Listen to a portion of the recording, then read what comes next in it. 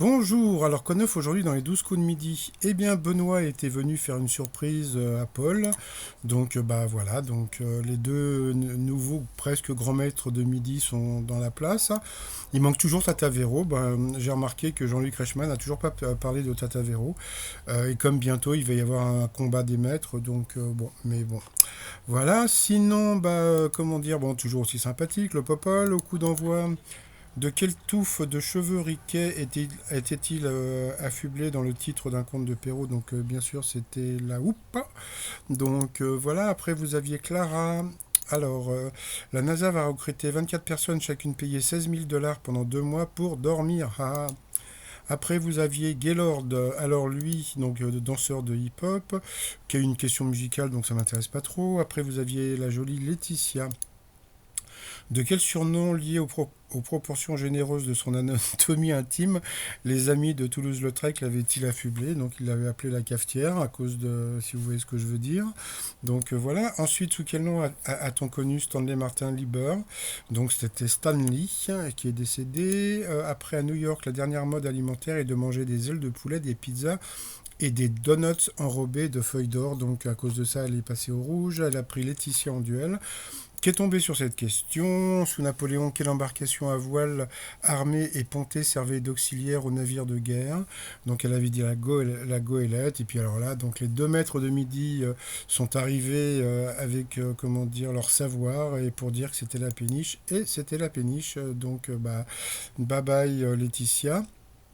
Ensuite, au coup par coup, voilà, comment dire,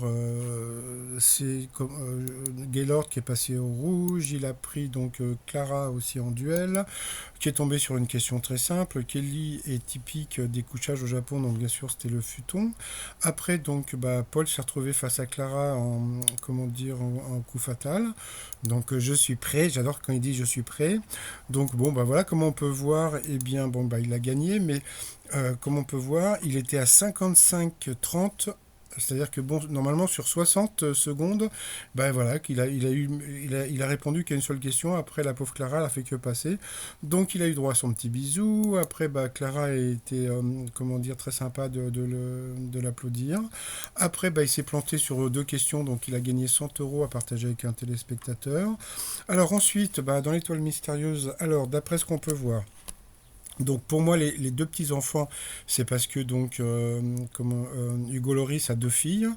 Dans le fond, ce qu'on peut voir, le personnage médiéval, c'est parce que Loris est comment dire, est un nom, on va dire, médiéval.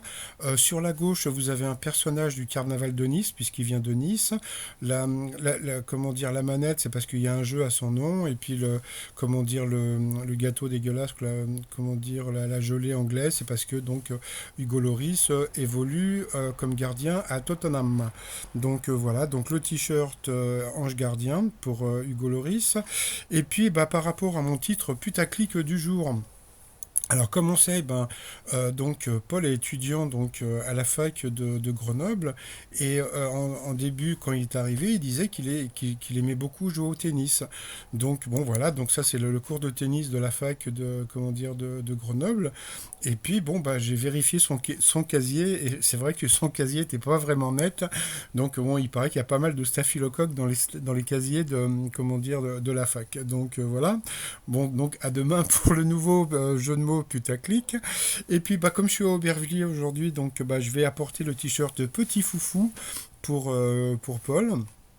Et sinon, les autres t-shirts, fans de Wikipol, qui dérougent des duels, la question co, la question une, la question coquine, etc. Tout ça sur le site romignon.com, le lien sous la vidéo. Et je m'associe à Popol pour vous souhaiter une très très bonne journée et vous dire à demain, bye bye.